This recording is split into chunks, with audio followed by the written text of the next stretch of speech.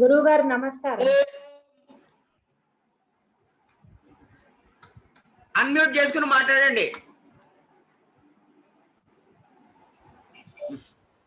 శుక్లాంబరధరం విష్ణుం శశివర్ణం చతుర్భుజం ప్రసన్నవదనం ధ్యాయేత్ సర్వవిఘ్నోపశాంతయేత్. అగజానన పద్మార్కం గజాననమహర్నిశం అనేకదం తం భక్తానాం ఏకదంతముపాస్మహే. పొంగుల్వారెడి శబ్దమై మధురమై ప్రోత్యల్ కళానాథమై. పొంగుల్వారెడి శబ్దమై మధురమై ప్రోత్యల్ కళానాదమై. రంగతుంగ తరంగగానచయమై రమ్యార్థసంధాయై. సంగీతామృత గంగయై ఘనరసత్కావ్యాత్మయై దోచు హృద్గంగాభంగరసాంగమాలిక వరంగల్ పాలికా కాళికా.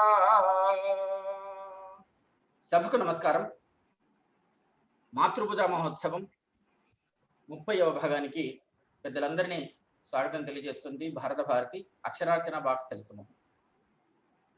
ఈరోజు చివరి అంకానికి ముందు అంకం, అంటే ఇది కాకుండా మళ్ళీ వచ్చే వారం అంటే 7వ తారీఖు నాడు కూడా మనకు ఈ కార్యక్రమం ఉంటుంది. చివరి భాగంగా ఈనాటి కార్యక్రమాన్ని ప్రారంభించాల్సిందిగా పెద్దలు మల్లాప్రగడ శ్రీమన్నారాయణమూర్తి గారిని వేడుకుంటున్నాను.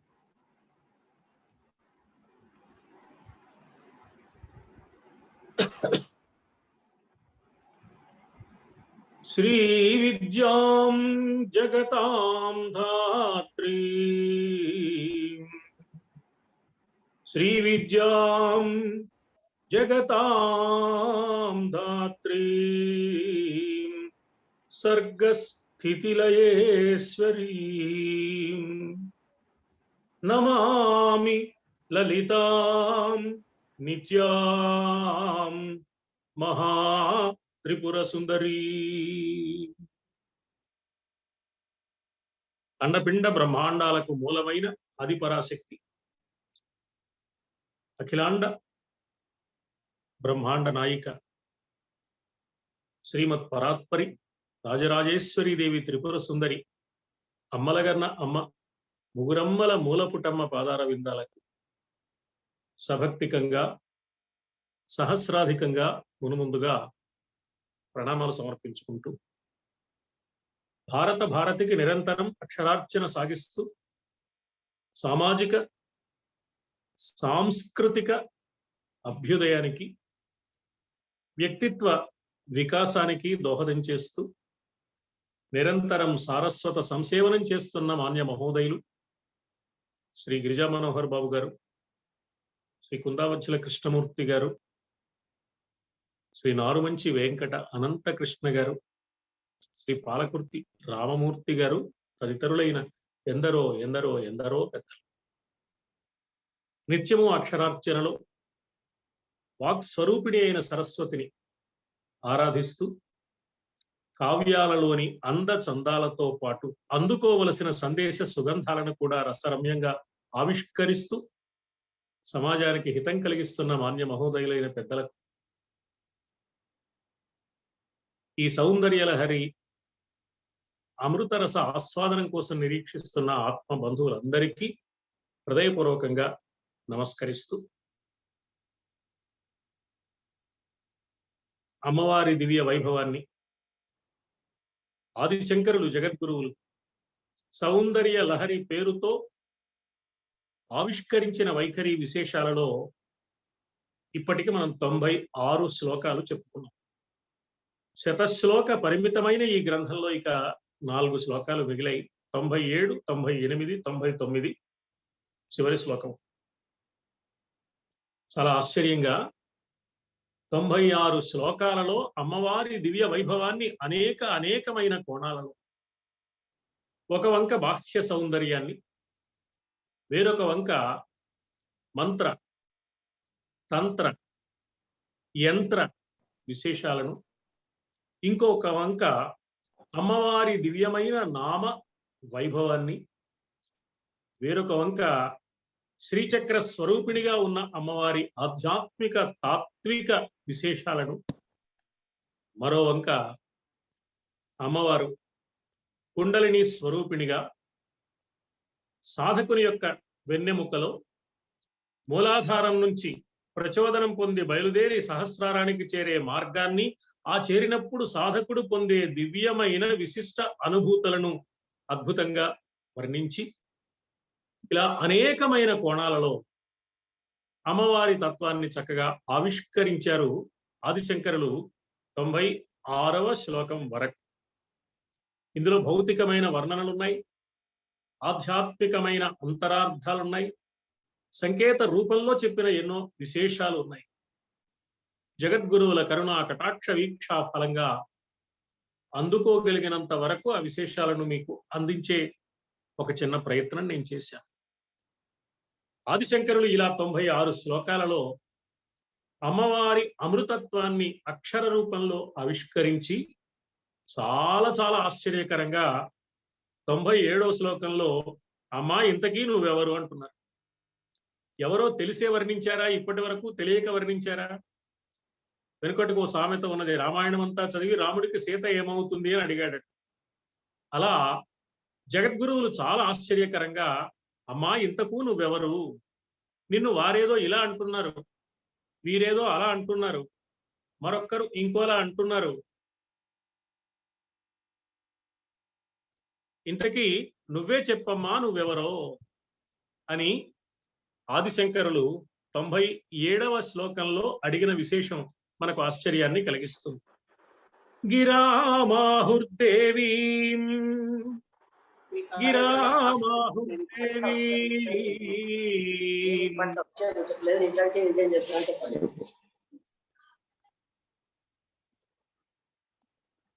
నేను మ్యూట్ చేసి ఉంచానండి, వస్తోందా, వినిపిస్తోందా?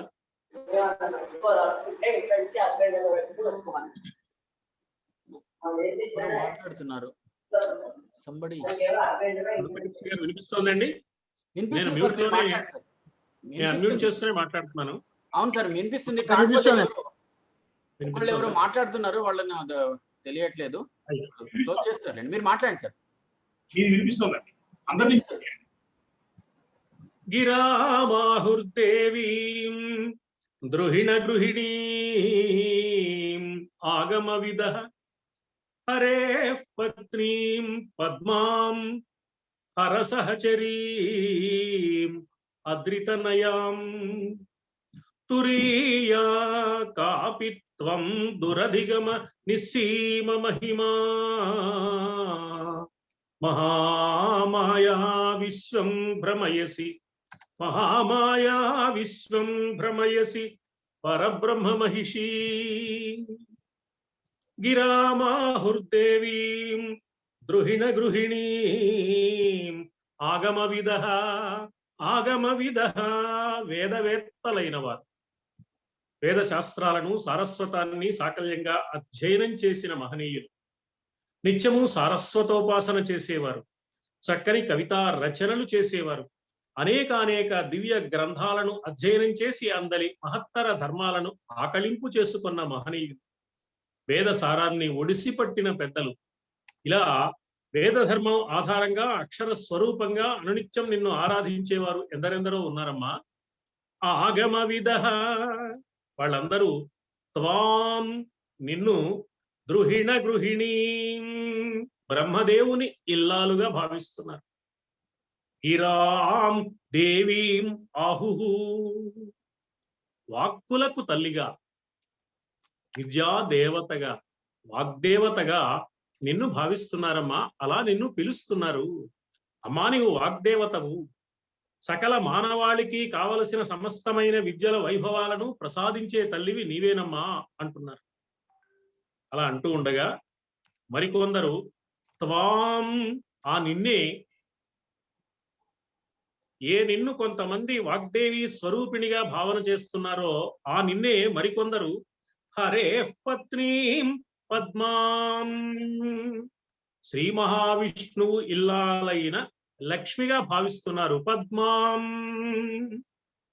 అమ్మవారి ముఖం కమలల్లా ఉందని, అమ్మవారి కర కమలాలు చూసి చేతులు కమలాల్లా ఉన్నాయని, అమ్మవారి కన్నులు కమలాల వలె వికాసాన్ని కలిగి ఉన్నాయని, ఎక్కడ చూచినా కమల స్వభావం కనపడుతోంది కాబట్టి కమలాలయ అయిన లక్ష్మి ఈమె అయి ఉంటుంది అని అరే పత్రీం పద్మాం, అమ్మా నీ హస్త ముఖ నేత్రాదులు చూచి నువ్వు లక్ష్మి అనుకొని కొందరు హరే పత్రీం పద్మాం ఆహు, శ్రీ మహావిష్ణువుకు ఇల్లాలైన లక్ష్మీదేవిగా నిన్ను పిలుస్తున్నారమ్మా, నిన్ను కొలుస్తున్నారు.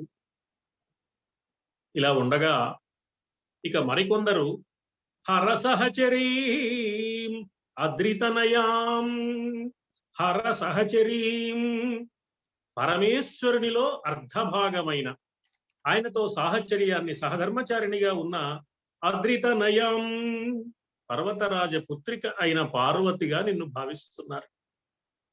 విద్యలిచ్చే వాగ్దేవతవు నువ్వని కొందరు అనుకుంటూ ఉండగా సమస్త మానవాళికి కావలసిన సకల సంపదలను అనుగ్రహించే లక్ష్మీ స్వరూపిణివి నీవని భావన చేస్తున్నారమ్మా మరికొందరు.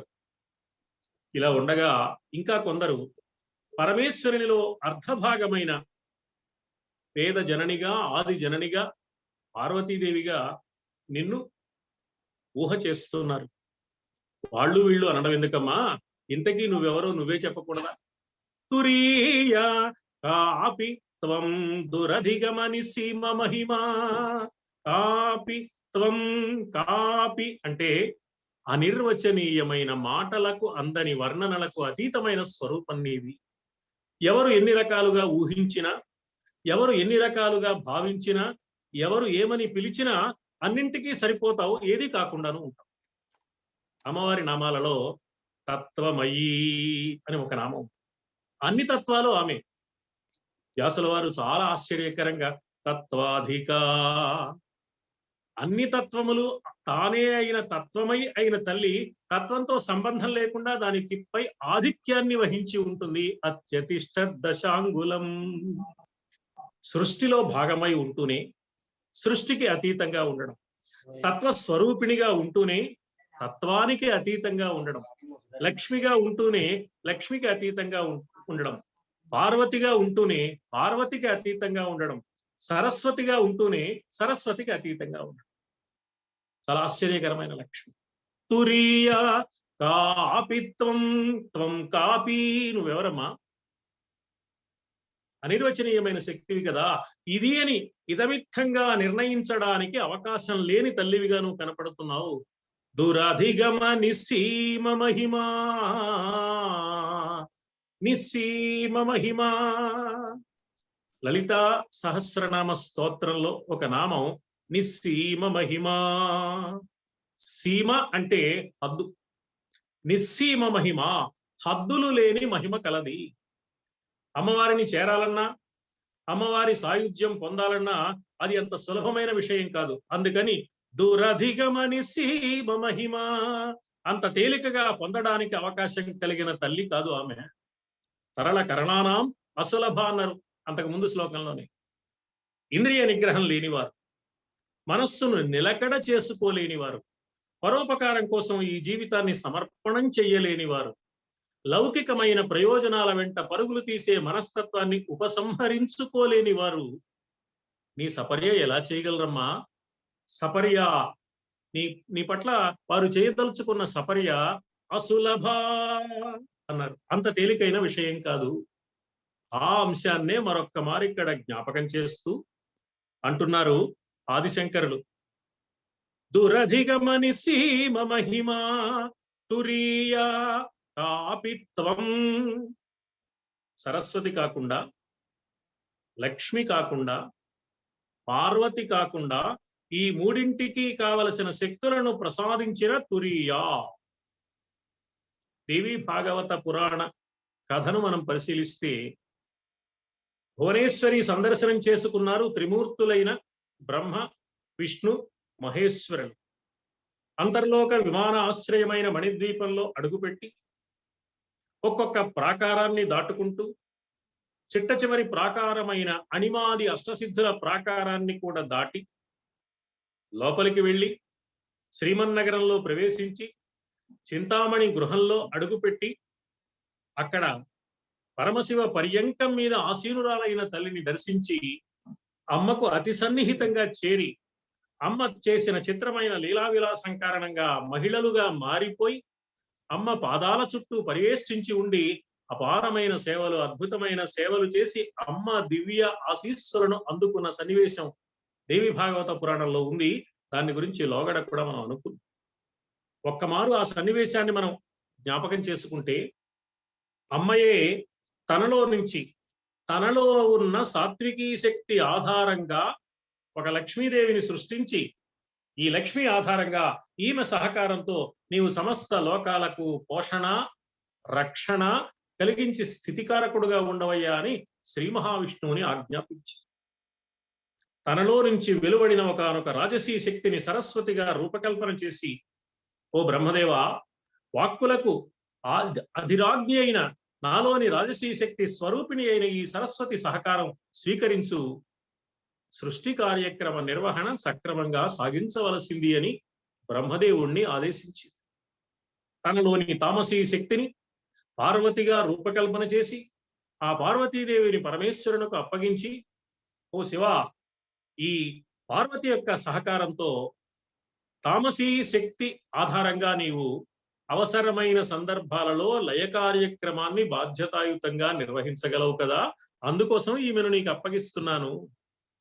ఇలా కొందరు నిన్ను లక్ష్మిగా, కొందరు సరస్వతిగా, కొందరు పార్వతిగా అనుకుంటే, నువ్వు మాత్రం లక్ష్మిని, పార్వతిని, సరస్వతిని నీలో నుంచి సృష్టించి త్రిమూర్తులకు అప్పగించి సృష్టి స్థితి సంహార కార్యక్రమాలు సక్రమంగా సాగడానికి, సృష్టి కథ సజావుగా ముందుకు నడవడానికి వీలైన ఈ మూడింటికి అతీతమైన తురీయ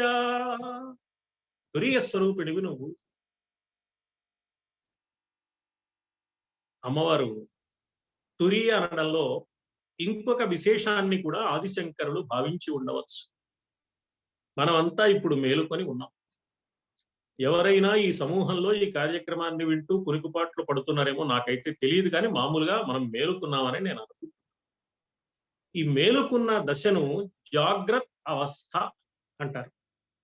అలాగే నిద్రపోతాం, గాఢ నిద్రపోతాం. పరమ ప్రశాంతమైన గాఢ నిద్ర మనకు శరీరానికి, మనస్సుకు కూడా తగినంత విశ్రాంతిని ప్రసాదించి మరునాడు మళ్ళీ మిగిలిన కార్యక్రమాలను, పనిపాటలు నిర్వహించుకోవడానికి కావలసిన శక్తియుక్తులను ప్రసాదిస్తుంది. శ్రాంతిని పోగొట్టి విశ్రాంతినిస్తుంది నిద్ర. దాన్ని గాఢ నిద్ర అన్నారు, అందుకే సుషుప్తి అన్నారు.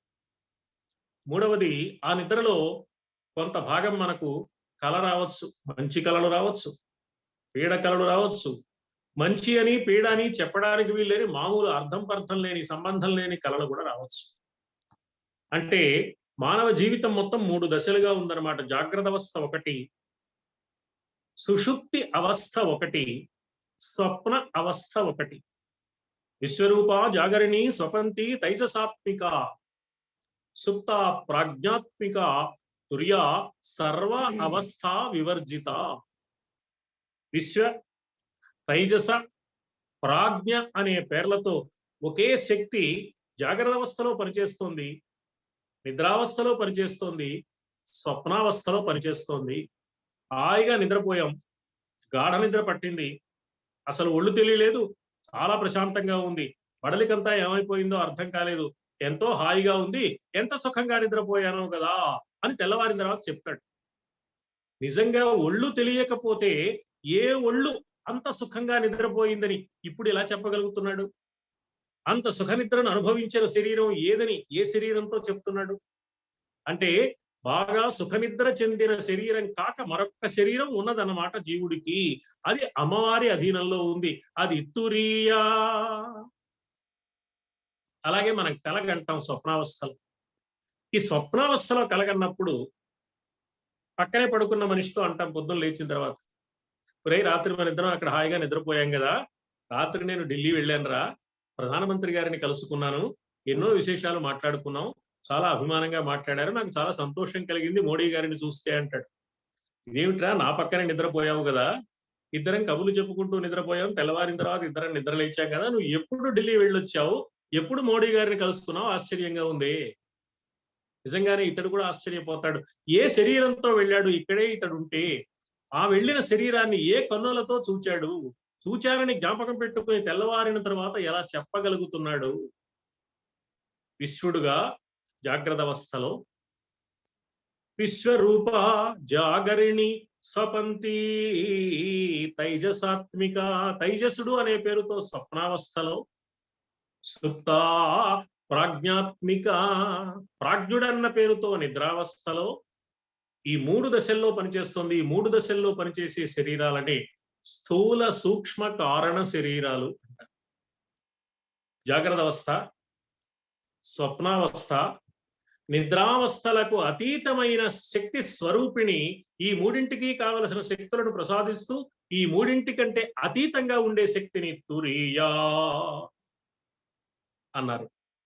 అలాగే స్థూల శరీరం, సూక్ష్మ శరీరం, కారణ శరీరం అనే 3ంటితో ఈ 3 వ్యవహారాలు జరుగుతూ ఉండగా, ఈ 3 శరీరాలలో ఉంటూనే ఈ 3 శరీరాలు పనిచేయడానికి కావలసిన శక్తియుక్తులను అనుగ్రహిస్తూనే ఈ 3ంటి కంటే అతీతంగా ఉన్న ఆ తురీయమైన శక్తి స్వరూపిణిగా అమ్మవారు ఉన్నది. కాబట్టి తురీయా కాపిత్వం దురధిగమనిసి మహిమా మహామాయా విశ్వం భ్రమయసి పరబ్రహ్మ మహిషీ మహామాయా.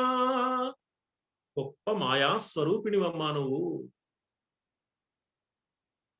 విశ్వం భ్రమయసి, సమస్త ప్రపంచాన్ని గిరగిర తిప్పుతున్నావు అంటే ఆడిస్తున్నావు.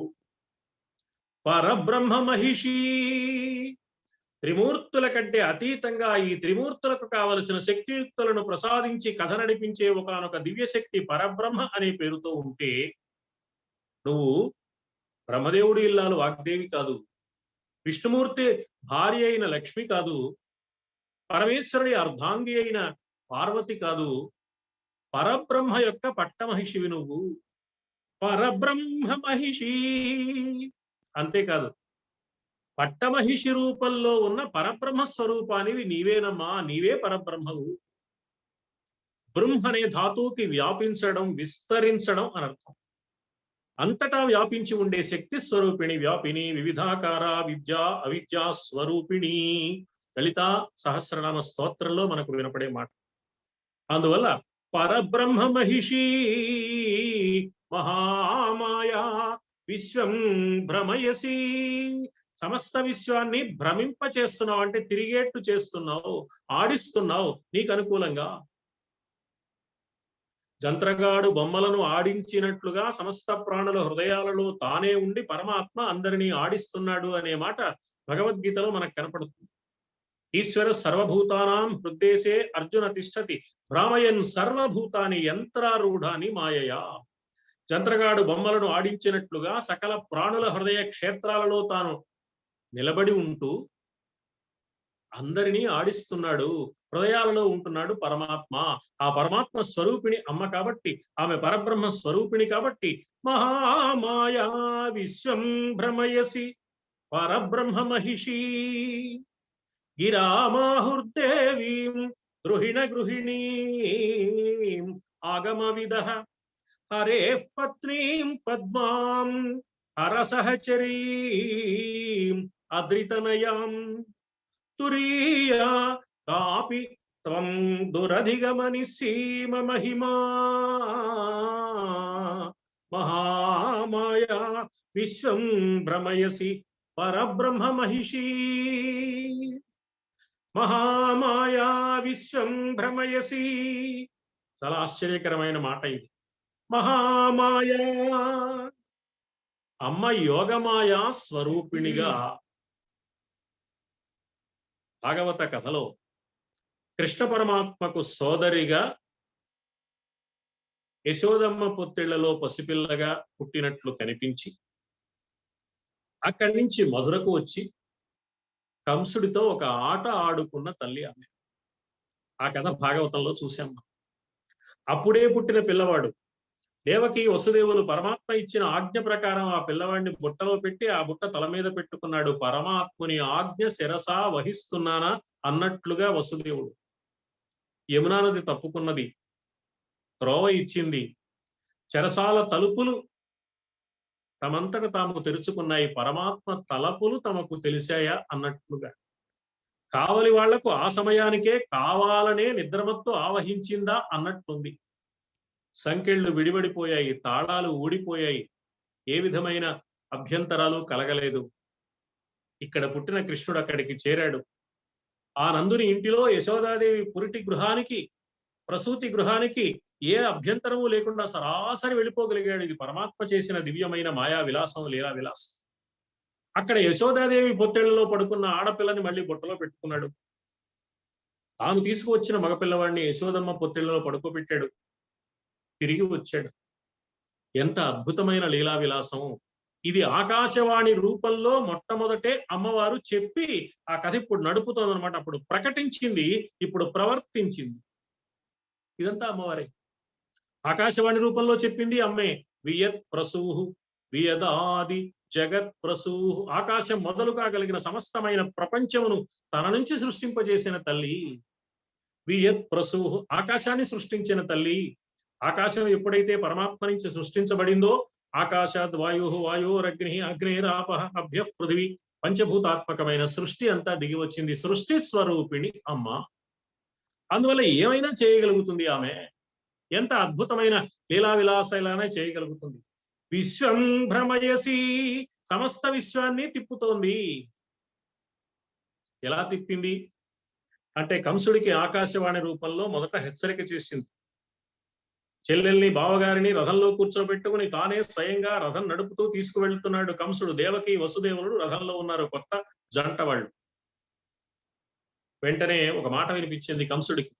తుష్టయగు భగిని మెచ్చగ ఇష్టుడవై రథము గడపెదు ఎరుగవు మీదన్, శిష్టయగు ఈతలోదరి అష్టమ గర్భంబు నిన్ను హరించుజుమీ.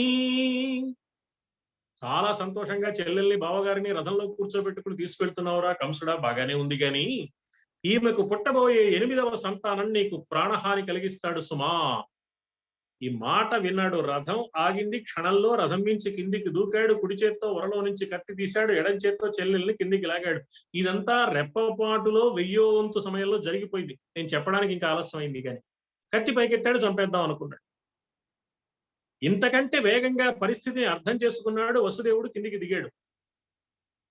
ఎన్నో మాటలు మాట్లాడాడు. ఆగు బావా అన్నాడు. పైకెత్తి పట్టుకున్న కత్తి పట్టుకున్న కంసుడి చేతిని పట్టుకున్నాడు వసుదేవుడు.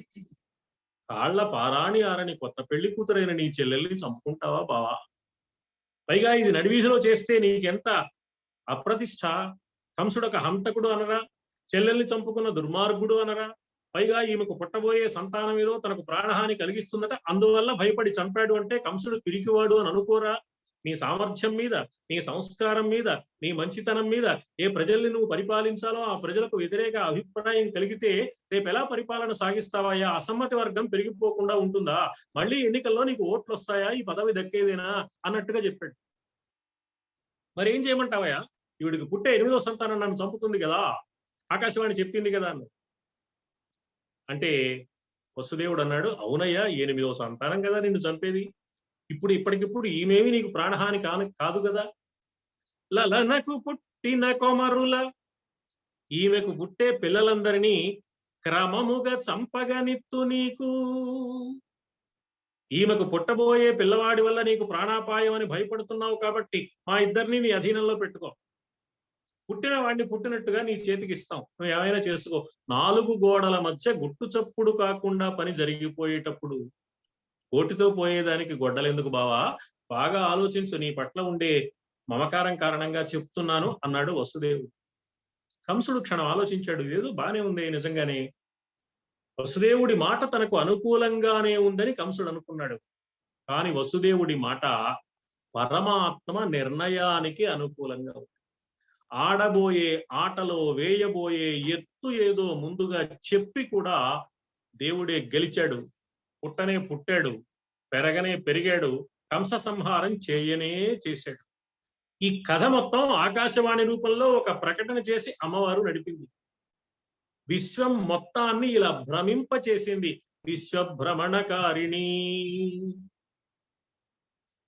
వసుదేవుడు అడిగాడు, మా ఇద్దరిని నీ అధీనంలో పెట్టుకోని. అంటే హాయిగా ఈ కంసుడు ఈ మాట బాగుంది కదా అనుకుని వసుదేవుణ్ణి ఒక చెరసాలలో, దేవకీదేవిని మరొక్క చెరసాలలో పెట్టుకుంటే అష్టమ గర్భం కాదు సరిగదా, ప్రథమ గర్భానికే అవకాశం ఉండదు. ప్రభుత్వం వారు గోల పెడుతున్న కుటుంబ నియంత్రణ ఏదో దానంతట అదిగా జరిగిపోతుంది. కంసుడు హాయిగా బతికిపోతాడు. దేవకీదేవికి సంతానం కలగడం కంసుడి చావుకొచ్చే ప్రమాదం ఉండదు. ఏదో ఆ నాటకంలో సుబ్బి పెళ్లి ఇంకి చావుకొచ్చింది అన్నట్టుగా దేవకీదేవికి ప్రసవం కంసుడి మరణానికి కారణం అయ్యే పరిస్థితే రాదు. ఈ ఆలోచన కంసుడికి కలగలేదు. బెంగళూరు పట్టణంలో గరికపాటి నరసింహారావు గారు అవధానం నిర్వహిస్తుంటే నేనేదో ఒక చిత్రమైన పదవి నాకు ఇచ్చారు, అప్రస్తుత ప్రసంగం అని, వెర్రిమొర్రి ప్రశ్నలు వేయడం. ఈ ప్రశ్న అడిగాను, ఏమంటే కంసుడికి ఊహ ఎందుకు రాలేదు అని. ఆయన మంచి మిత్రుడు కాబట్టి ఆయన ఏం మాట్లాడినా నేనేం మాట్లాడినా ఆయన అర్థం చేసుకునే సహృదయత మా ఇద్దరి మధ్య ఉంది కాబట్టి, సను ఉంది కాబట్టి ఆయన నవ్వుతూ, ఏం చేస్తామండి, మల్లాప్రగడ లాంటి కఠినాత్ముడు, దుర్మార్గుడు, పరమ దుర్మార్గుడైన మంత్రి కంసుడికి లేడు, ఉండుంటే అలాగే సలహా ఇచ్చేవాడు, ఆ సలహా పాటించుండేవాడు కంసుడు అన్నాడు. కానీ యథార్థంగా ఆలోచిస్తే కంసుడికి ఆలోచన రాకుండా ఎవరు చేశారు? కంసుడి బుద్ధిని ఎవరు అదుపు చేశారు? బుద్ధిం తు సారథిం విద్ధి. సకల జీవుల మనోబుద్ధులను ప్రచోదనం చేసి తనకు అనుకూలంగా సృష్టి కథ నడవడానికి అనుకూలంగా నడుపుతున్నది ఎవరు? మహామాయా విశ్వం భ్రమయసి పరబ్రహ్మ మహిషి విశ్వభ్రమణకారిణి. అమ్మవారి నామాల్లో ఒక నామం. సమస్త విశ్వాన్ని ఇలా భ్రమింపచేస్తోంది, తిరుగుడు పడేలాగా చేస్తోంది, ఎలా కావాలంటే అలా తిరిగేట్టు చేస్తోంది అమ్మవారు. మహామాయా విశ్వం భ్రమయసి. ఎంత ఆశ్చర్యకరమైన విషయమో. కంసుడికి ఆలోచన కలగకుండా చేసింది. ఒక్క కంసుడికేనా అంటే ఇంతకంటే మరొక ఆశ్చర్యకరమైన అంశం ఏమిటి అంటే, దేవకీదేవికి కుమారుడు కలిగాడు. ఈ దేవకీదేవికి ఇప్పుడు భర్తగా ఉన్న వసుదేవుడికి ఇదివరకే వివాహమైంది, మరొక భార్య ఉంది, ఆమె అక్కడ ఉంది, ఆమె పేరు రోహిణి. ఈ 8వ సంతానంగా కృష్ణుడు పుట్టడానికి ముందు 7వ సంతానం గర్భ విచ్ఛిత్తి కలిగింది చెరసాలలో. మన భాషలో చెప్పాలంటే గర్భస్రావం, అబార్షన్ అయింది. ఇప్పుడు కంసుడికి పెద్ద టెన్షన్. 7వది పోయింది కాబట్టి ఇది లెక్కేసుకోవాలా వద్దా? ఏ 8 కోసం అసలే వాడు హడిలు చస్తూ లెక్కలు వేసుకుంటున్నాడో, ఈసారి పుట్టబోయేవాడు 7వవాడా 8వవాడా, 7వవాడా 8వవాడు. కంసుడిని తర్వాత కత్తితో ఒకసారి చంపడం కాదు, ఆకాశవాణి హెచ్చరిక చేసిన నాటి నుంచి అనుక్షణం కంసుడు మరణ భీతిని చవి చూసేలాగా చేశాడు పరమాత్మ. తల్లిదండ్రులను చెరసాలలో పెట్టి సింహాసనాన్ని ఆక్రమించుకున్నందుకు, తల్లిదండ్రులను నిరాదరణ చేసినందుకు శిక్షగా కృష్ణ పరమాత్మ కంసుడిని అంత హింస పెట్టాడు. అందువల్ల వాడికి ఇప్పుడు 7వ సంతానం 8వ సంతానం ఈసారి పుట్టబోయేవాడు లెక్కేసుకోవాలా వద్దా? 7, 8 మనకు అనవసరం, ఎవరైనా సరే చంపేయాల్సిందే, పుట్టిన వాళ్ళని పుట్టినట్టు చంపేయాల్సిందే. 7వ గర్భం విచ్ఛిన్నమైంది, మనం ఏం చేస్తాం, మనం చంపకుండా అదే పోయింది అనుకున్నాడు. ఈ పిల్లవాడిని తీసుకెళ్ళి అక్కడ పడుకోబెట్టి ఆ పిల్లవాడిని తీసుకొచ్చాడు 8వ సంతానం. అప్పుడు 7వ సంతానం అప్పుడు గర్భ విచ్ఛిత్తి జరిగిందని అనుకున్నాం, కానీ ఇక్కడ ఈమె గర్భంలో ఉన్న పిండాన్ని అక్కడ ఉన్న రోహిణీదేవి గర్భంలో ప్రవేశపెట్టింది యోగమాయా స్వరూపిణి ముందుగానే.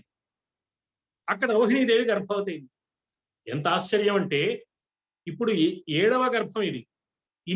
ఇన్ని సంవత్సరాలుగా వసుదేవుడు అక్కడ లేకపోతే రోహిణీదేవి ఎలా గర్భవతి అయింది? పిన్ని విన్నావా, వదినా ఈ సంగతి తెలిసిందా అని ఇదే ప్రధానమైన విషయంగా, వార్తల్లో ముఖ్యాంశాల్లో మొదటి విషయంగా ఒకరితో ఒకరు అదే పనిగా మాట్లాడుకునే ఈ లోకంలో ఆ నందగోకులంలో రోహిణీదేవి ఎలా గర్భవతి అయిందన్న కూడని ఆలోచన ఏ ఒక్కరి మనస్సులోకి రానే లేదు. ఇన్ని మనస్సులను శాసించాడు పరమాత్మ. ఎంత ఆశ్చర్యమో చూడండి.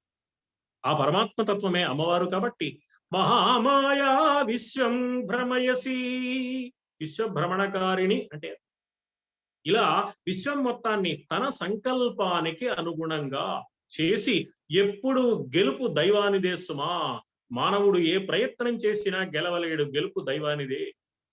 అదేమిటండి, మాకు గెలుపు కావాలి కదా. ఓహో మీకు గెలుపు కావాలా, అయితే ఓ పని చేయండి, గెలిచే పార్టీలో మీరు చేరండి. దైవమే ఎప్పుడూ గెలుస్తాడు కాబట్టి మానవుడు ఏం చేయాలి, తనకు గెలుపు కావాలంటే గెలిచే పార్టీలో చేరాలి. అంటే దేవుడి పార్టీలో చేరాలి, అంటే భక్తుడు కావాలి. భక్తుడైతే ఎలా ఉండాలి?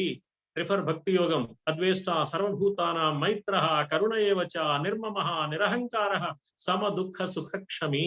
ఆ సత్ప్రవర్తన అలవరచుకుంటే పరమాత్మ సంతోషిస్తాడు. తన విజయ స్వభావాన్ని, తన గెలుపు అనే తత్వాన్ని మనకు అనుగ్రహిస్తాడు. ఎప్పుడూ గెలుపు ఆనందమే ఉంటుంది. ఎత్ర యోగేశ్వర కృష్ణో ఎత్ర పార్థో ధనుర్ధర తత్ర శ్రీర్ విజయో భూతి ధ్రువా నీతి మతిర్మమ అంటే అదే. ఎక్కడ యోగ తత్వం ఉంటుందో, ఎక్కడ కర్తవ్య నిష్ఠ ఉంటుందో, ఎక్కడ ధార్మిక జీవన వైభవం ఉంటుందో, ఎక్కడ ఆర్జవం ఉంటుందో అక్కడ విజయం లభిస్తుంది, వైభవం ఉంటుంది, అక్కడ ఆనందం ఉంటుంది. అది పరమాత్మ లక్షణం కాబట్టి. అందువల్ల విశ్వభ్రమణకారిణి అయిన తల్లి ఈ కథలో ఎన్ని చిత్రమైన విశేషాలు నడిపింది. కృష్ణుడికి సోదరిగా జన్మించి పద్మనాభ సహోదరి అయింది. కృష్ణ పరమాత్మ కంటే ముందుగా పుట్టి పూర్వజా త్రిపురాంబిక అవుతూ త్రిపుర తత్వాలకు అతీతమైన తురీయగా కూడా తానున్నది. ఇన్ని విశేషాలు మనస్సులో భావించి తురీయా కాపిత్వం దురధిగమని సీమ మహిమా మహామాయా విశ్వం భ్రమయసి పరబ్రహ్మ మహిషీ అని తురీయా కాపిత్వం దురధిగమ నిసీమ మహిమా. నువ్వు సరస్వతివా, కొందరు సరస్వతి అంటున్నారు. నువ్వు లక్ష్మివా, కొందరు నిన్ను సంపదలిచ్చే లక్ష్మీ స్వరూపిణి అంటున్నారు. ఇంతకీ నువ్వు పార్వతివా అమ్మా, కొందరు పరమేశ్వరుడి అర్ధాంగి అయిన పార్వతిగా భావిస్తున్నారు. నువ్వు అలా అంటున్నారు కొందరు, ఇలా అంటున్నారు కొందరు, నువ్వు అదా ఇదా, ఇంతకీ ఏదో నువ్వే చెప్పు అని ఇక్కడ అడిగి కనకధారా స్తోత్రంలో ఈ ఆదిశంకరులే గీర్దేవతేతి గరుడధ్వజ సుందరీతి శాకంభరీతి శశిశేఖర వల్లభేతి సృష్టి స్థితి ప్రళయకేళిషు సంస్థితాయై తస్యై నమః త్రిభువనైక గురోస్తరుణ్యై త్రిభువనైక గురోః తరుణీ. ఉల్లోకాలకు ఆధిపత్యం వహించే స్వామి యొక్క పట్టమహిషి ఆమె, పరబ్రహ్మ మహిషి అనే మాట. ఆమెను గీర్దేవతేతి వాక్స్వరూపిణి అయిన సరస్వతిగా భావిస్తున్నారా? గరుడధ్వజ సుందరీతి, గరుడధ్వజుడు శ్రీ మహావిష్ణువు, ఆయన సుందరి అంటే ఆయన భార్య లక్ష్మీదేవి. శశిశేఖర వల్లభేతి, శశిశేఖరుడు చంద్రుణ్ణి ఆ నెలవంకను తన కేశపాశంలో తురుముకున్నవాడు పరమేశ్వరుడు, ఆయన వల్లభ అంటే భార్య పార్వతీదేవి. ఇలా అనేక రకాలుగా నిన్ను భావిస్తున్నారమ్మా. సృష్టి స్థితి ప్రళయకేళిషు సంస్థితాయై, సృష్టి స్థితి ప్రళయములను ఆటగా నిర్వహించే పరమాత్మ స్వరూపిణివి నువ్వే కదా, అలా నిన్ను భావిస్తున్నారమ్మా. ఇలా సమస్త విశ్వాన్ని ఆడించే తల్లి ఆమె. పంచభూతాలు తానే అయిన తల్లి ఆమె. ముందుగా ఆకాశవాణి రూపంలో చెప్పింది, ఆకాశం తానే కాబట్టి.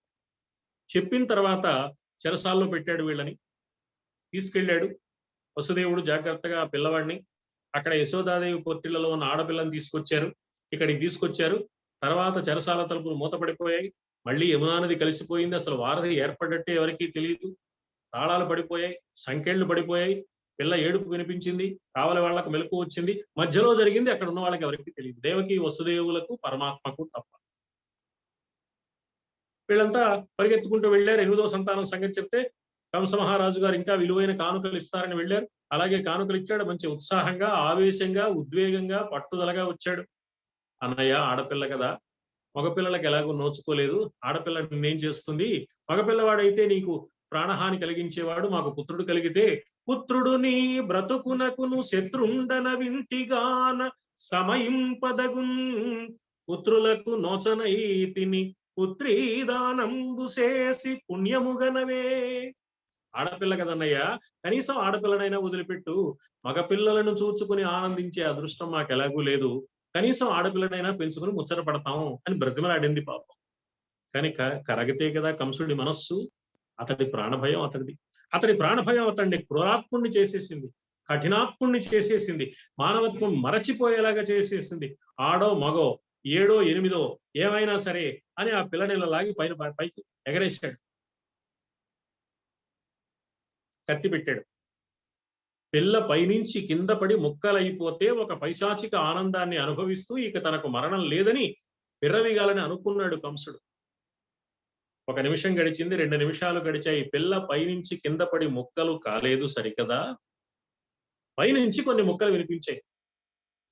కిం మయా హతయా మంద జాతః ఖలు తవాంతకృత్ కిం మయా హతయా మంద జాతః ఖలు తవాంతకృత్.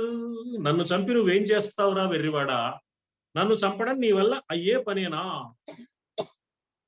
జాతః ఖలు తవ అంతకృత్, తవ అంతకృత్, నిన్ను సంహరించేవాడు జాతః ఖలు, పుట్టనే పుట్టాడు కదా, చంపనే చంపుతాడు కదా. ఈ మాట చెప్పింది. ఆశ్చర్యపోయాడు. 18 చేతులతో మహామాయా స్వరూపిణిగా ఆమె దర్శనమిస్తే కంసుడు నిర్ఘాంతపోయాడు. అంటే తాను నడపదలుచుకున్న కథను తన ప్రణాళికకు అనుగుణంగా ఎలా కావాలంటే అలా నడుపుకోగలిగిన శక్తి స్వరూపిణి అమ్మ అని. మహామాయా విశ్వం భ్రమయసి పరబ్రహ్మ మహిషి.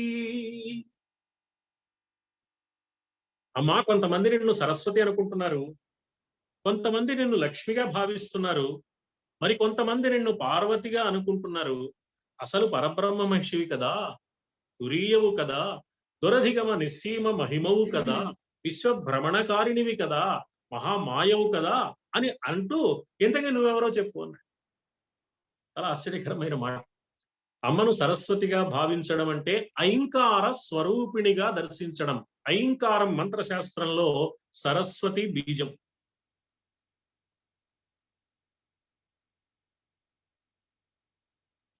అమ్మను లక్ష్మీదేవిగా గుర్తించడం అంటే శ్రీం అనేది మంత్రశాస్త్రంలో లక్ష్మీ బీజం. లక్ష్మీ బీజమైన శ్రీంకార స్వరూపిణిగా అమ్మవారిని దర్శించడం. అమ్మను పార్వతిగా గుర్తించడం అంటే హ్రీంకారం. హ్రీంకారం పార్వతీ బీజం, శక్తి బీజం. ఐం శ్రీం హ్రీం అనే బీజాక్షర సంపుటి అమ్మవారి స్వరూపం. దీనిలో ఒక్కొక్కటి దర్శించిన వాళ్ళు, ఐంకారాన్ని దర్శించిన వాళ్ళు అమ్మవారు ఐంకార స్వరూపిణి అయిన సరస్వతి అని. అమ్మను గిరామాహృదేవీం ద్రుహిణ గృహిణీం ఆగమ విద. అమ్మను లక్ష్మిగా భావించిన వాళ్ళు హరే పత్రీం పద్మాం, పార్వతిగా భావించిన వాళ్ళు హర సహచరీం అద్రితనయం. ఈ ఐం శ్రీం హ్రీం అనే బీజాక్షరాలకు మూలమైన అసలు బీజాక్షరం ప్రణవం, ఓంకార నాదం, ప్రణవాక్షరం. ఆ ప్రణవాక్షరమే పరబ్రహ్మ మహిషి. ఆమెయే తురీయ, ఆమెయే మహామాయ, ఆమెయే విశ్వభ్రమణకారిణి. ఈ ఒక్క ఓంకారమే ఐంకారమైంది, శ్రీంకారమైంది, హ్రీంకారమైంది, ఒకటే అనేకం అయింది. ఈ అనేకత్వంలో ఉన్న ఏకత్వాన్ని దర్శించడమే ఆధ్యాత్మిక సాధనకు పరమావధి. ఆ ఏకత్వ దర్శనానికి అద్వైతం అని పేరు. ప్రపంచమంతా ద్వైతంగానే కనపడుతుంది, మన దృష్టి అద్వైతంగా ఉండాలి. ఈ సృష్టి మారదు, నీ దృష్టి మార్చుకో. భావం మారటమే జ్ఞానం అంటే అని జిల్లెళ్ళమూడి అమ్మ ప్రబోధించింది ఈ అభిప్రాయంతో. మనం లక్ష్మి వేరు, సరస్వతి వేరు, పార్వతి వేరని మనం అనుకుంటున్నాం. కానీ జిల్లెళ్ళమూడి అమ్మ చక్కని ఉదాహరణ చెప్పింది. నాన్న, ఒకడు తన విద్యను, తన తెలివిని, తన చాతుర్యాన్ని ఉపయోగించి ఒక వస్తువు తయారు చేశాడు, ఒక కంప్యూటర్ కనిపెట్టాడు. తయారైపోయిన తర్వాత, వస్తువు సిద్ధమైపోయిన తర్వాత ఆ వస్తువు మనకు సంపద, అప్పుడు లక్ష్మి. తయారు చేయడానికి ఉపయోగించిన విద్య, తెలివి సరస్వతి. ఆ విద్యా తెలివి ఉంటే సరిపోదు కదా, దానిని క్రియారూపంలో వెచ్చించాలి, అప్పుడు శక్తి కావాలి, అప్పుడు శక్తి పార్వతి. ఇప్పుడు మూడు వేరువేరుగా ఉన్నాయా, ఒకటిగానే ఉన్నాయా? కేవలం విద్య ఉంటే తయారవుతుందా? కేవలం శక్తి ఉంటే తయారవుతుందా? ఈ రెండూ లేకుండా కేవలం వస్తువు వస్తుందా? ఈ మూడు కలిసి ఒకటిగానే ఉన్నాయి. మన దర్శనాలు మూడు గాని అక్కడ ఉన్నది ఒకే ఒక్క పరమ సత్యము సుమా. ఆ సత్యాన్ని దర్శించినప్పుడు ఆమె పరబ్రహ్మ మహిషి అని, మహామాయ అని తెలుస్తుంది. కాబట్టి గిరామాహుర్దేవీం ద్రుహిణ గృహిణీం ఆగమ విద హరే పత్రీం పద్మాం హర సహచరీమద్రితనయాం తురీయాకాపిత్వం దురధిగమ నిసీమ మహిమా మహామాయా విశ్వం భ్రమయసి పరబ్రహ్మ మహిషి. అన్నారు. అంతటి తల్లి తనకు అనుగ్రహాన్ని ప్రసాదిస్తే ఆ దివ్యమూర్తి యొక్క అనుగ్రహ ప్రసార ఫలంగా తాను ఇన్ని సత్కార్యాలు నిర్వహించగలిగితే ఆదిశంకరుల మనస్సు ఏమంటుంది, ఏమని ప్రార్థన చేస్తుంది, నిరంతరం అమ్మను ఏమని కోరుకుంటుంది, ఏమని కోరుకుంటుందో 98వ శ్లోకంలో చెప్పారు. ఆదిశంకరులు అంటున్నారు అమ్మ దగ్గర చేరి చిన్న పిల్లవాడిలాగా గోముగా, అమ్మా కదా కాలే మాతః కథయ కలితాలక్తకరసం పిబేయం విద్యార్థి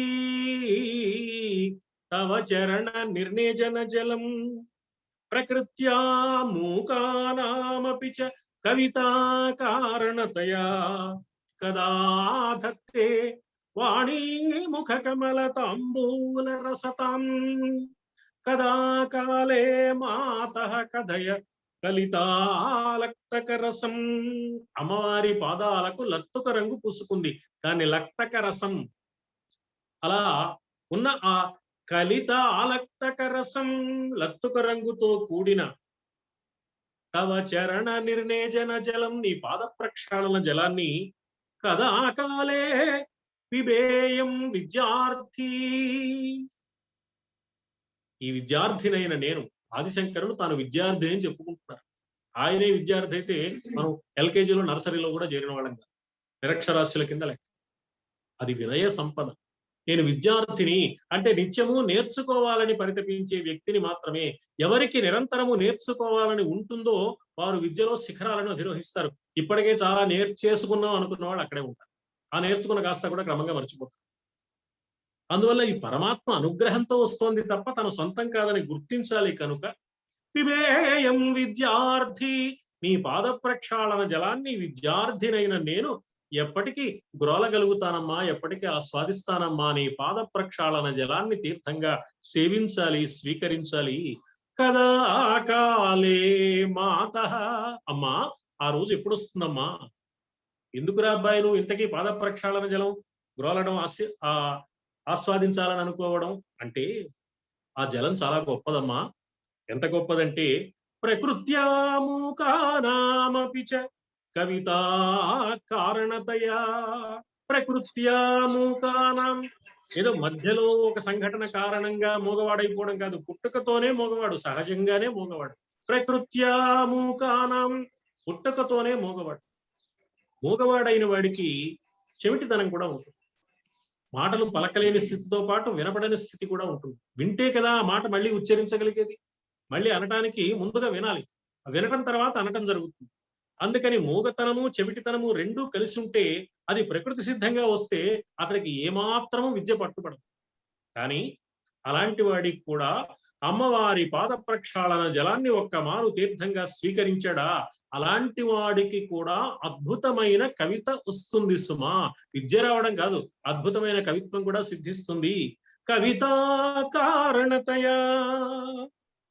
అది ఎలా ఉంటుంది అమ్మవారి పాద నిర్ణేజన జలం అంటే, అమ్మవారి పాద ప్రక్షాళన జలం అంటే, కదా ధత్తే వాణీ ముఖ కమల తాంబూల రసతం. వాణీ ముఖ కమల తాంబూల, సరస్వతీదేవి తాంబూలం నములుతూ ఉంటే ఆ తాంబూలం నములుతున్నప్పుడు వచ్చే ఎర్రని తాంబూల రసం, తాంబూల చర్వణ రసం ఎలా ఉంటుందో, అమ్మవారు నములుతున్న తాంబూలం, ఆమె వాగ్దేవి, ఆమె తన దంతాలతో తన నోటి మధ్యలో తాంబూలాలను నములుతుంటే అందులో ఉండే సుగంధాలు, ఆ కావ్య సౌరభాలు, కవితా సౌరభాలు దిగంతాల వ్యాపిస్తాయి. అమ్మవారు తాంబూలం నములుతున్న విశేషాన్ని వ్యాసుల వారు లలితా సహస్రనామ స్తోత్రంలో పరమాద్భుతంగా వర్ణించారు. అమ్మవారు తాంబూలం నములుతుంటే ఆ సువాసన సమస్త లోకాలు వ్యాపించింది అన్నారు. ఆ తాంబూల చర్వణ వైభవాన్ని. అలాంటి తాంబూల చర్వణ సమయంలో వచ్చిన తాంబూల రసం వంటిది అమ్మవారి పాద ప్రక్షాళన జలం.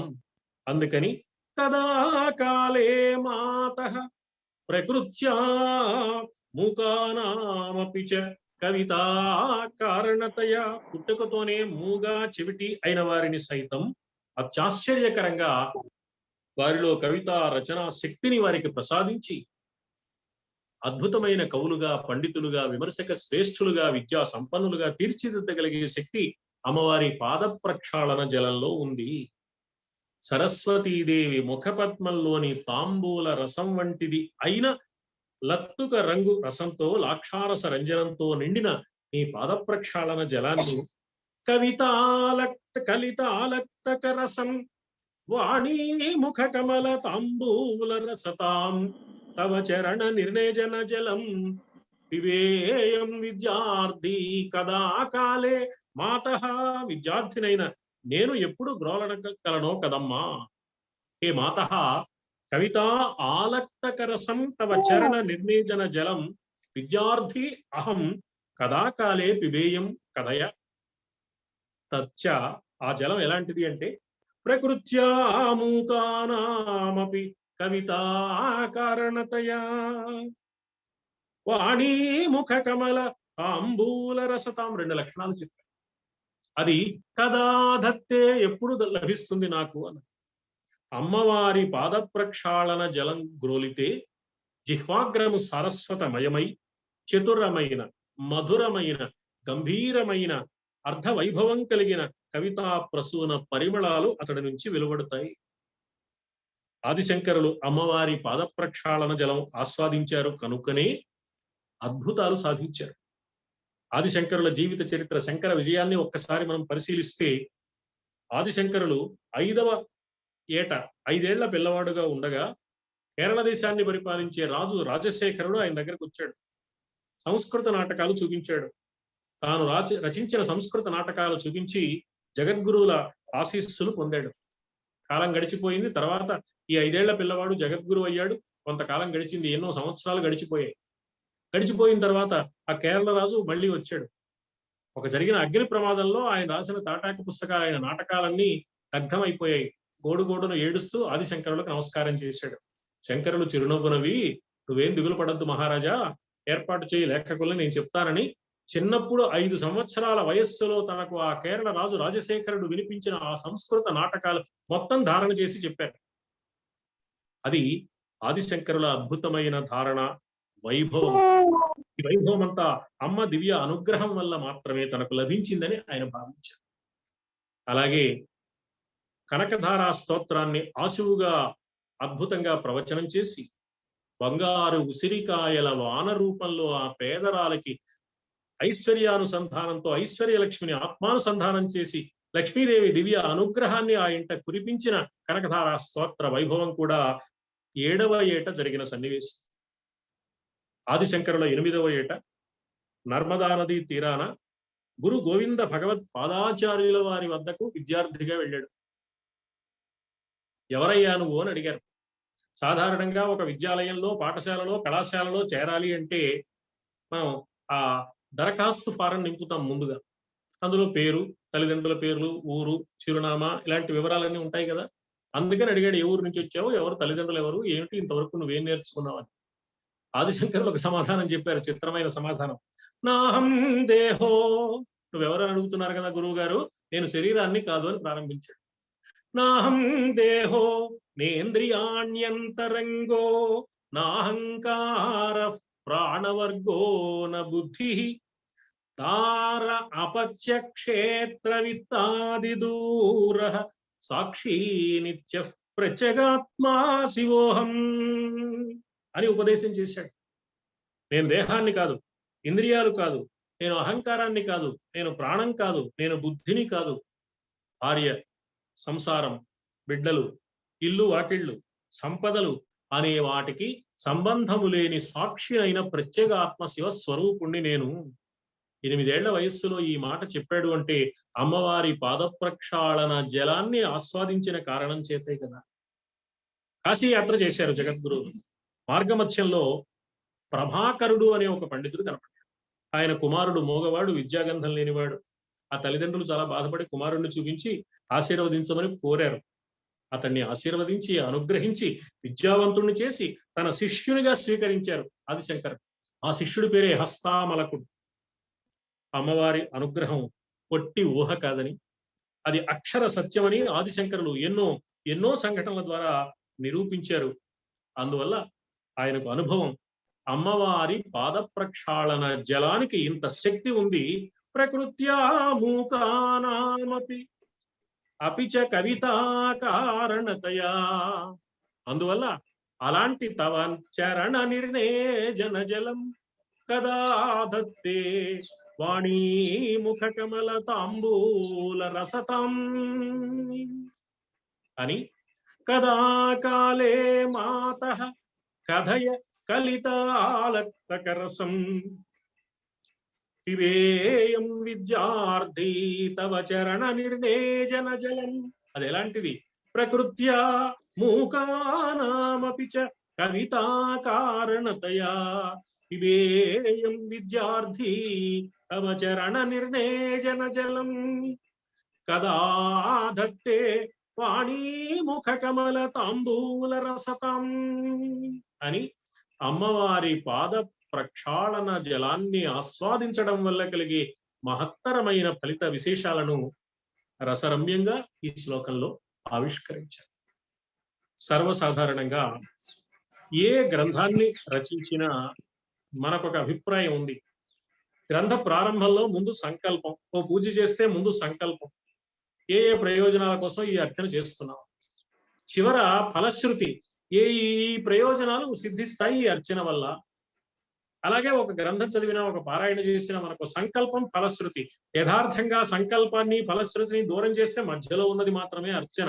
సంకల్పంలో ఉన్నది ప్రయోజనాపేక్షే, ఫలశ్రుతిలో ఉన్నది ఈ పూజ చేశాం కాబట్టి ఈ ప్రయోజనాలు వస్తాయని ఉత్సాహపడటం మాత్రమే. ఈ మధ్యలో యథార్థమైన అర్చన ఉంది. మన దృష్టి అర్చన మీద ఉండాలి కానీ ఇటు ముందున్న సంకల్పం మీద కానీ అటు ఉన్న ఫలశ్రుతి మీద కానీ ఉండవలసిన అవసరం లేదు. కానీ ఆ సంకల్పం లేకుండా మనం చెయ్యం కాబట్టి ఫలశ్రుతి ఒక ప్రయోజనం కూడా చెప్తున్నారు ఆదిశంకరులు. అమ్మవారిని ఆరాధిస్తే, అమ్మవారిని అర్చించడానికి, అమ్మవారి తత్వాన్ని తెలుసుకోవడానికి, అమ్మ దివ్య వైభవాన్ని వేనోళ్ల చాటడానికి ఆధారమై ఉన్న సౌందర్య లహరిని అధ్యయనం చేస్తే, పారాయణం చేస్తే, అవగాహన చేసుకుంటే, ఆత్మకు పట్టించుకుంటే ఏ ప్రయోజనం కలుగుతుంది? ఆ ప్రయోజన వైభవాన్ని 99వ శ్లోకంలో చెప్పారు. చెప్పి ఇంత దివ్య గ్రంథాన్ని, అమ్మ అనుగ్రహంతో లభించిన ఈ దివ్య గ్రంథాన్ని అమ్మకే అంకితం చేశారు. 99 చిట్ట చివరి శ్లోకమైన 100వ శ్లోకంలో ఆ విశేషాలు కనిపిస్తాయి. ఆ 2 శ్లోకాలలో కూడిన విశేషాన్ని 7వ తేదీ శుక్రవారం నాడు చిట్ట చివరి ప్రసంగంగా అందజేసే ప్రయత్నం చేస్తానని మనవి చేస్తూ, అది సౌందర్య లహరి ప్రవచన పరంపరలో చివరి భాగంగా మీ ముందుంచుతానని సవినయంగా విజ్ఞప్తి చేసుకుంటూ, స్వస్తి సర్వేషాం సమస్త సన్మంగళ. సార్ గిరిజా సార్ ఒక్కసారి నమస్కారం పెట్టుకుంటాం సార్. అన్యులు కృష్ణమూర్తి గారు చెప్పండి సార్. చెప్పండి సార్. మల్లా ప్రగడ వారికి ఒక్కసారి నమస్కారం పెట్టుకుంటేందుకు అనుమతి. సరే సరే, మీరు వారు ఇద్దరు అనుమతి ఇవ్వాలి. అయ్యా కానీ వారికి ఒక్కసారి నమస్కారం పెట్టుకోవటమే, వేరే ఏం లేదు ఇంక మాట. సరే సరే సరే గిరిజా సార్ దాదాపుగా మనం ముగింపు ఘట్టంలోకి వచ్చేసాము.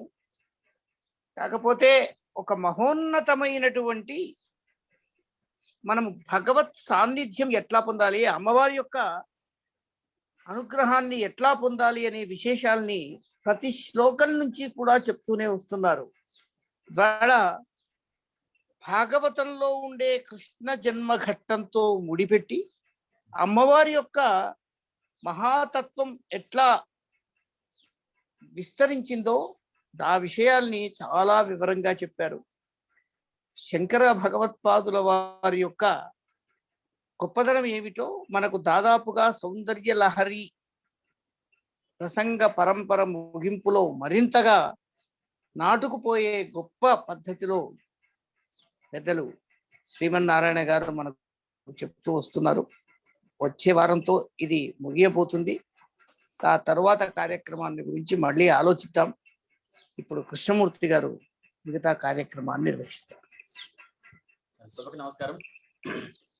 మాతృపూజ మహోత్సవంలో ఇది చివరికి ముందు భాగం అని చెప్పాం, అంటే వచ్చే వారం చివరి భాగంగా అవుతుంది.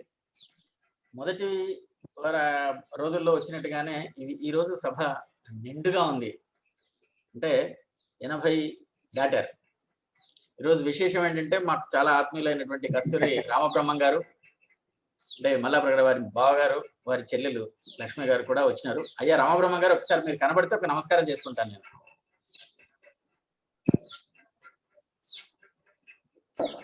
నమస్తే అండి సార్. నమస్కారం సార్, బాగున్నారా? నమస్కారం సార్. నమస్కారం సార్. రామబ్రహ్మం గారు నమస్కారం. సార్ సార్ చాలా సంతోషంగా ఉంది. గత 30 వారాల నుంచి నిరంతరంగా అమ్మవారి లీలా విశేషాలను చెప్తున్నారు గురువు గారు. వచ్చే వారం వారు మాట్లాడిన తర్వాత మిగిలిన సమయం అంతా, అంటే గంటలో వారు మాట్లాడిన సమయం పోగా మిగిలిన సమయం అంతా మనకు ఉంటుంది. ఆ సమయంలో మనకి ఏమైనా సంశయ నివృత్తి చేసుకోవడానికి కానివ్వండి, గురుగారికి కృతజ్ఞత చెప్పుకోవడానికి కానివ్వండి, లేక ఈ విషయం పైన స్పందించడానికి కానీ మనకు అవకాశం ఉంటుంది. అట్లాంటి వాళ్ళు ఆ కార్యక్రమాన్ని, ఆ సమయాన్ని సద్వినియోగం చేసుకోవాలని, మరీ ఎక్కువగా కాకుండా కాస్త మిగతా వాళ్ళు కూడా అందరికీ అంతే. ఎందుకంటే దాదాపుగా చాలా కాలం నుంచి ఫాలో అవుతున్నారు కాబట్టి అందరూ మాట్లాడాలి అనేటువంటి అభిలాషతో ఉంటారు. కాబట్టి చాలా క్లుప్త సుందరంగా మాట్లాడుతూ స్పందిస్తూ ఈ కార్యక్రమాన్ని వచ్చే వారం దిగ్విజయంగా సుసంపన్నం చేసుకుందామని కోరుతున్నాను. అట్లాగే మా గిరిజమ్మనవర్ గారు అన్నట్టుగా ఈ శంకర సాహిత్యంలో ఇంకా ముందు కూడా మనకు ఇంకో అవకాశం గురుగారు ఇస్తారని ఆశిస్తూ, అంటే ఇంకో లహరి ఏదైనా శివానంద లహరి కానివ్వండి, ఆనంద లహరిలో ఉన్నటువంటి మిగతా విషయాలు కానీ, శంకర సాహిత్యానికి ఏది సంబంధించింది కానీ ఇంకో అవకాశం ఇవ్వాలని చెప్పేసి వారిని ప్రార్థిస్తూ ఈనాటి కార్యక్రమాన్ని శ్రీకృష్ణతో మించుకునే ముందు రేపు సుప్రసన్న సాహిత్య వివేచన కార్యక్రమంలో కన్నీటి కొలను, సుప్రసన్న గారి కన్నీటి కొలను అనే కావ్యాన్ని గురించి పెద్దలు నివర్తి మోహన్ కుమార్ గారు కావ్య పరిచయం చేస్తారు. ఆ కార్యక్రమానికి పెద్దలందరినీ ఆహ్వానిస్తూ ఈనాటి కార్యక్రమాన్ని శ్రీకృష్ణ స్థితితో ముగించుకుందాం.